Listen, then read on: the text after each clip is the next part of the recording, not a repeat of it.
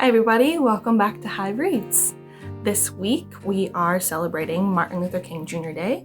So in thinking about being active and engaged in society, even as a teenager who can't vote yet, I want to share some books this week that feature teen activists. So all of the characters in these books are protesting systemic injustice, whether that is the dress code at their school, all the way up to gentrification. The one thing that these books share is the characters, they know that they need to work together to make a change, and they know that their voice is still important. So I have some historical fiction, some contemporary fiction, and I also have a contemporary fantasy, all featuring teen activists. So let's go ahead and talk about the books.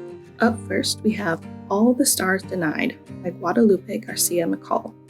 This is historical fiction set during the Great Depression. Estrella organizes a protest against the treatment of Mexican Americans in her small Texas town.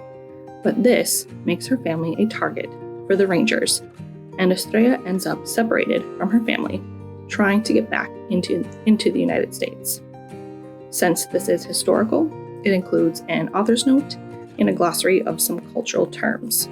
Dress Coded is a contemporary fiction novel by Carrie Firestone, featuring a group of 8th graders who use a podcast to take action against an unfair and culturally insensitive dress code at their school. So this features a diverse team of characters with their own strengths and unique ways that they are affected by the dress code based on their race, their body size, their abilities, religious beliefs. So they come together to show that the dress code itself is not fair and not just. The Black Kids by Christina Hammonds is another historical fiction set in Los Angeles in 1992. Ashley is a Black teen from a wealthy family and hasn't yet thought about what it means that she is Black, until the Rodney King protests make her question who is us and who is them. The Epic Fail of Arturo Zamora by Pablo Cartaya is another contemporary fiction novel set in Miami. Arturo is a funny and awkward 13-year-old, but even he can smell the sleaze on Wilfredo Pippo, a land developer trying to build a high-rise over his family's restaurant. While the adults are wooed by people's gifts and parties, Arturo makes a plan to save the restaurant and his community. Finally, we have A Song Below Water by Bethany C. Morrow. This is a contemporary fantasy set in present-day Portland. Effie plays a mermaid at the Summer Ren Fair, but her sister Tavia is a real-life siren who uses American Sign Language to speak, since using her voice would put her in danger.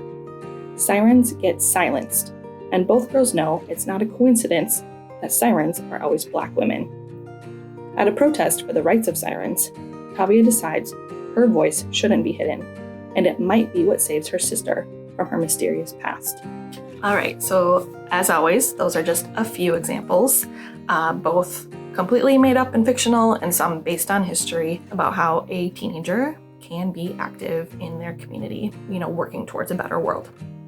So, as always, the takeout form on our website is available for if you want more books, more recommendations like these, or to have a teen librarian such as myself or Courtney or Liz or Agata pick out books especially for you.